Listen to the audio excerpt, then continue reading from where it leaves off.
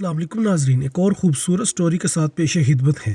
بات دل کو لگے تو چینل کو لائک کرنا، شیئر کرنا اور سبسکرائب کرنا نہ بھولیے گا۔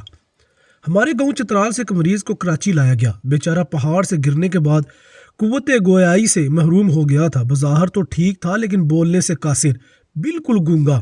آگاہانہ اسپتال میں علاج چلتا رہا مگر بے سود، ایک کے بعد ایک ٹیسٹ، سب لا حاصل۔ آخرکار ایک ٹیسٹ رہ گیا تھا۔ اس سے پہلے ہمارے ایک دوست مولوی صاحب نے اسے قائد آباد میں کسی بوڑھے حکیم کے پاس لے گئے۔ طبیب حاذق نے کوئی دوا نہیں دی، بس اتنا کہا کہ کسی پان والے کے پاس جاؤ، اس سے تیز اور تازہ کشمیری نسوار لے لو اور پرندے کا لمبا پر پکڑو، اس میں نسوار لگا کر اس کے دونوں نتنوں کے اندر لگا دو، خوب گہرائی تک لے جانے کی کوشش کرو۔ یہ ایک مضحکہ خیز قسم کا نسخہ تھا۔ بہرحال آخری ٹیسٹ سے قبل آگاہانہ اسپتال کے اندر ہی مولوی صاحب نے یہ نسخہ آزمایا۔ اس سے مریض کو خوفناک قسم کی چھینکیں آنا شروع ہوئیں اور کچھ دیر بعد گویائی بحال۔ گونگے نے پہلی بات بھی یہی پوچھی کہ ڈاکٹر کیا کہہ رہے ہیں۔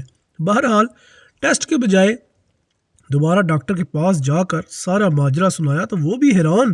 اس نے کہا کہ اب مزید کسی ٹیسٹ کی ضرورت نہیں۔ بعد میں طبیب نے اس کا راز پوچھنے پہ بتایا کہ دراصل گرنے کی وجہ سے اس کی کوئی رگ بند ہو گئی تھی، زور کی چھینک سے وہ کھل گئی۔